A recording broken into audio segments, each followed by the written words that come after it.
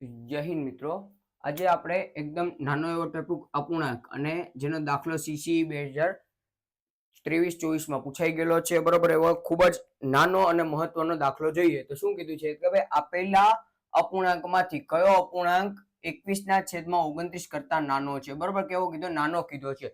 અપૂર્ણાંક આપણને કેવો કીધો તો કે ભાઈ 21/29 જે શું છે આના કરતા નાનો હોવો જોઈએ. બરોબર, હવે દેખીતી નજરે આપણને ખબર પડે આ કેવો છે તો કે ભાઈ આ શુદ્ધ અપૂર્ણાંક છે. કયો અપૂર્ણાંક છે તો કે ભાઈ આ શુદ્ધ અપૂર્ણાંક છે. હવે શુદ્ધ અપૂર્ણાંક છે એ કેવી રીતના ખબર પડે તો કે ભાઈ જેનો અંશ છેદ કરતા નાનો હોય, જેનો અંશ છેદ કરતા કેવો હોય? નાનો હોય તે સંખ્યા શુદ્ધ અપૂર્ણાંક કહેવાય.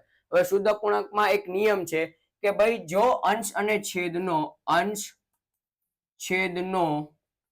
તફાવત કેવો તો કે ભાઈ તફાવત વધુ તો સંખ્યા નાની અને જો તફાવત ઓછો તો સંખ્યા મોટી. હવે આપણને શું પૂછ્યું તો કે આપણને નાની સંખ્યા પૂછી છે, આપણે વધુ તફાવત વાળી રકમ દેવાની થશે. બરોબર, એટલે શું થશે તો કે ભાઈ 21 અને 31 તો બંનેનો તફાવત કરીએ તો કે ભાઈ 22 માં 8 નાખીએ એટલે 30 થાય ને 31 એટલે 9 તફાવત આવશે. બરોબર, એવી રીતના 18 માં કેટલા તો કે ભાઈ 18 ને 5 23 એટલે એમાં 5 નો તફાવત આવશે.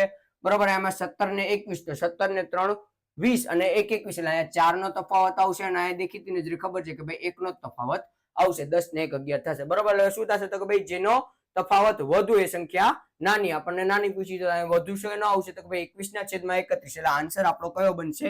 એ 21/31. બરોબર, એટલે જ્યારે પણ તમને કેવો હતો કે ભાઈ અશુદ્ધ અપૂર્ણાંક આપેલો હોય બરોબર ત્યારે તમારે આ વસ્તુ જોવાની થશે જેથી કરીને તમે એક જ મિનિટમાં આન્સર આપી શકો. બરોબર, આ પ્રશ્નનો જવાબ નીચે તમારે કમેન્ટમાં જણાવવાનો છે.